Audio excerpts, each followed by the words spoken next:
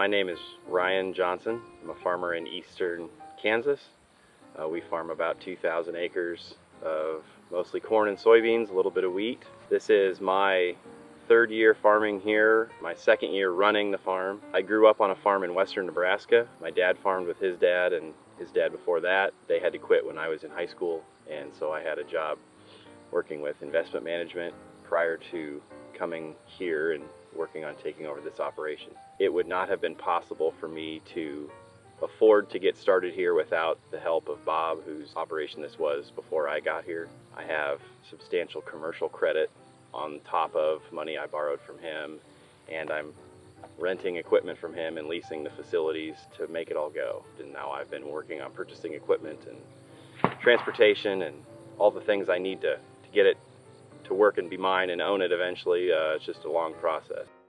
Part of the reason we came down was because it looked like it was a reasonably good investment. The farm here is large enough to support a family and support itself and make some money on top of that. My wife grew up in a farm family. I grew up in a farm family. We enjoyed the opportunity to come back into it. So it was mostly about family. We are located in a good place to be farming because we are close to the end buyers of our crops, so we are not subject to as much basis risk. We had opportunities to hedge our crops for last year and this year over the past 2 years, where we had reasonably good prices and we could make a 10 or 15% profit margin. And this year, as we've come into harvest, there's been more opportunities to hedge future crops. So far, the financial side of the decision has been just fine, and having our family all here together and doing something that we grew up doing and raising our kids here, everybody's enjoying it. My previous experience is priceless. I had experience with futures and options and stock market investing and private equity.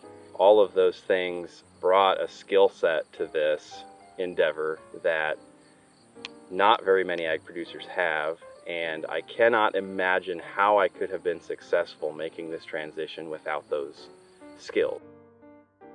At this point, knowing that I'm the one that's financially at risk for the success of the operation, mostly how I see Bob is as a very valuable resource. He helps me out during the busier seasons, and he's the one that has the body of knowledge about what farming in East Central Kansas is like for the last 45 years.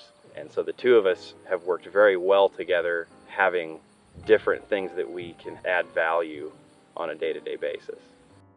Over the long term, I expect that we will continue to have more and more environmental restrictions placed on us and how we operate. I think a lot of the technological gain that we've seen in the last 20 years were the sea changes. I think on top of this now it will be more about how you apply them. So step changes from this point forward. I think that global supplies will continue to grow. Cost competitiveness will be as important in the future as it has been for time immemorial. Being the low-cost producer will be the important factor in ag commodities.